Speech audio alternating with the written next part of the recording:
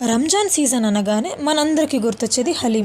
నేనైతే ఇంతవరకు ఎప్పుడూ టేస్ట్ చేయలేదు. ఇప్పుడు టేస్ట్ చేద్దామని ఫిక్స్ అయిపోయాను. నా ఫ్రెండ్స్ సజెస్ట్ చేసిన స్పాట్ ఏంటంటే బెంగళూరులో ఫేమస్ అయిన శివాజీనగర్ ఫుడ్ స్ట్రీట్. అక్కడికి వెళ్ళిపోయాను. అప్పటికే మిడ్ నైట్, ఇంకా వర్షం కూడా భారీగానే ఉండింది. సో ఇంకా స్టార్ట్ చేద్దామని ఫస్ట్ రస్మలాయితో స్టార్ట్ చేశాను. టేస్ట్ మాత్రం సూపర్ ఉండే. నేను తిన్న ప్రతి ఐటెం క్యాప్చర్ చేసుకోలేకపోయాను. బట్ ఇక్కడ చూపిస్తున్న అన్నీ కూడా ఆల్మోస్ట్ ట్రై చేసేసాను. అందులో నాకు బాగా నచ్చింది ఈ తందూరి లెగ్ పీస్. మస్తు ఉండే టేస్ట్ అయితే. దాని తర్వాత ఒక చికెన్ షవర్మా ట్రై చేశాను.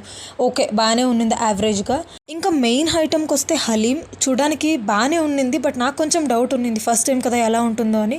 సో కొంచెం ధైర్యం చేసి టేస్ట్ చేశాను. నాకైతే అస్సలు నచ్చలేదు. నా ఫస్ట్ ఎక్స్పీరియన్స్ ఇంత వర్స్ట్ అవుతుందని అస్సలు అనుకోలేదు.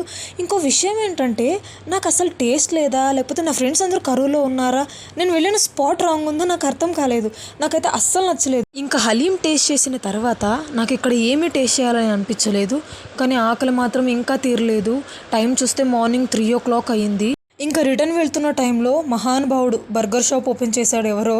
అక్కడికి వెళ్ళి ఇంకా ఫ్రైడ్ చికెన్ బర్గర్ ఒకటి ఆర్డర్ చేసుకొని తినేసి నా డేని ఎండ్ చేసేసాను. ఈ బర్గర్ మాత్రం సూపర్ హైలైట్ ఉండే, నాకు చాలా బాగా నచ్చింది. అవును, మీలో ఇంకా ఎంతమంది హలీం టేస్ట్ చేయలేదు కమెంట్ చేయండి.